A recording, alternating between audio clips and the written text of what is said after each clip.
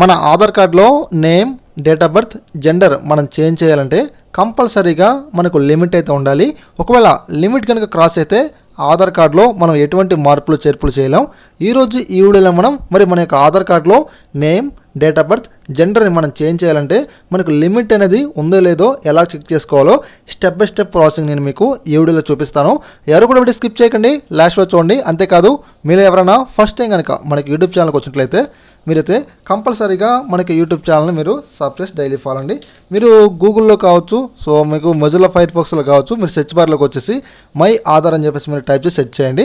ఇక్కడ మన స్టార్టింగ్లోనే మై ఆధార్ అని చెప్పేసి ఫస్ట్ ఆప్షన్ కనిపిస్తుంది. ఇక్కడ మీరు క్లిక్ చేయండి. ఇక్కడ మనకు unique identification authority of India అనే ఒక నేమ్తో మనకు ఆధార్ పోర్టల్ మనకైతే ఓపెన్ అవుతుంది. ఇక్కడ మనకు లాగిన్ అని చెప్పేసి కనిపిస్తూ ఉంటుంది. ఇక్కడ మీరు క్లిక్ చేయండి. ఇక్కడ మనం క్లిక్ చేసిన తర్వాత నెక్స్ట్ స్టెప్లో మనల్ని అయితే లాగిన్ అయితే అవ్వమంటారు. ఇక్కడ మీకు ఆధార్ కార్డ్ నెంబర్ మీరు ఎంటర్ చేయండి. ఇక్కడ తర్వాత క్యాప్షన్ అయితే ఎంటర్ చేయండి. తర్వాత మనకి మొబైల్ నెంబర్కి ఒక ఓటీపీ అయితే రావడం జరుగుతుంది.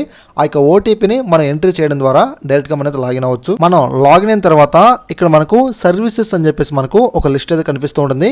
Document update, download Aadhaar, order Aadhaar PVC card, address update అని చెప్పేసి ఇక్కడ మీరు అడ్రస్ అప్డేట్ దగ్గర క్లిక్ చేయండి. మనం క్లిక్ చేసిన తర్వాత update Aadhaar online, head of family అని చెప్పేసి రెండు ఆప్షన్లు కనిపిస్తూ ఉంటాయి.